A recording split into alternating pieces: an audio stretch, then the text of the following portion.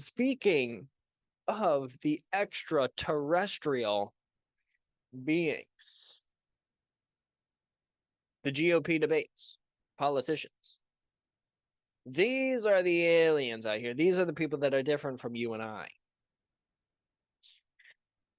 I don't know how many of you watch the debates or how many of you watched the Donald Trump interview on I guess X or Twitter, whatever you want to call it. How many of you watched that Trump interview? I think it's up to like 250 million views, which good for Tucker Carlson. More views than this video is going to get probably. I'm only assuming. You never know. You never know. Anyways, the GOP debates. One particular thing came up, and I haven't talked about this on the podcast because I looked into it and I just don't feel like I can do the topic justice. I would really need to have an expert on to talk about this, but it's the hearings in Congress in which they did talk about UFOs. I feel like it's a very important topic, but unfortunately, it's one of those ones where I can't talk about it because I don't feel like I'm qualified to do so. And I certainly don't want to spend my time kind of fumbling through pretending like I know what I'm talking about when in reality I really don't. And most of these things I don't fully understand the topics, but I have some knowledge of it. Whereas with the UAPs, UFOs, and that Senate hearing, I'm not an expert on that. So in the GOP debates, Chris Christie was asked about UFOs and about the programs.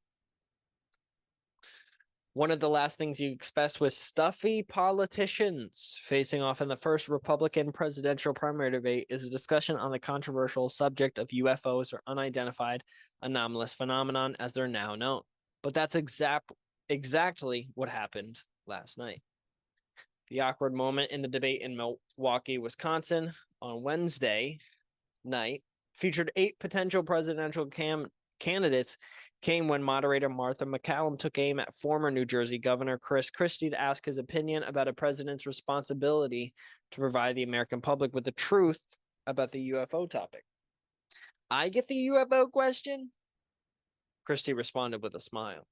Christie was a good sport about the unexpected topic that was specifically lobbed at him, being queried for his own thoughts regarding transparency with the country concerning unidentified anomalous phenomena in the wake of intriguing congressional hearings on the subject this past July.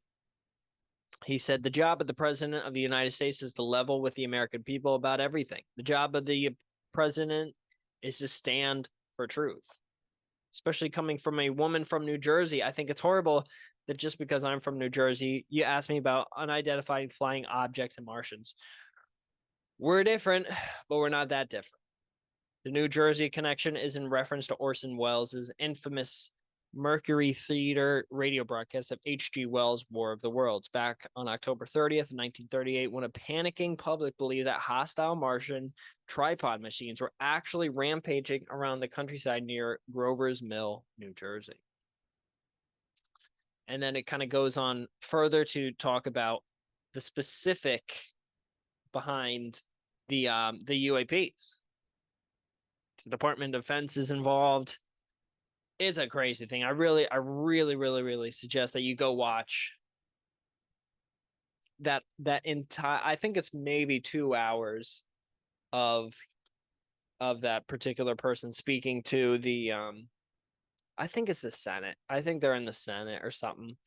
But yeah, the United States Senate Committee on Armed Services on April 23. Yeah. Yeah.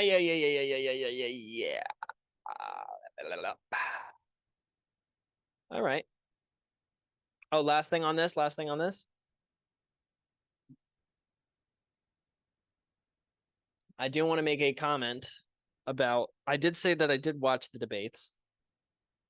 So, one takeaway that I had from the debates is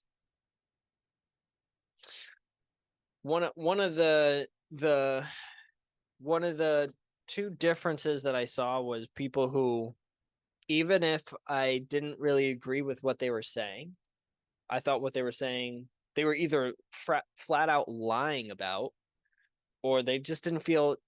I guess a better way to describe it is I didn't feel like they were genuine in what they were actively saying. But and I think that could be applied to literally every single person that was on that stage. There were some people who I felt like, yeah, they said that, but I don't know if they believe it. And there's others who are like, oh, they say that. I think they're 100% in belief of that. Two people who I thought were, in terms of when they spoke, I was watching it with my wife. I was at full attention. And those people were, number one for me was Mike Pence. When he spoke, you could see this guy's been a pastor before. This guy's delivered a Sunday sermon. He was an excellent speaker, and that's a good quality to have when you're running for president because it makes people listen to your message. Another one was Tim Scott. I think those two were of the whole night. Those were the best in their responses to people and their outright statements when they were asked a question, and then what they said as their response. I think those were the two best people of the night. Another good one was Vivek Ramaswamy. I think those three were the best in terms of asked a question, responding to somebody else's answer, rebuttal of some kind. When they spoke, you listened.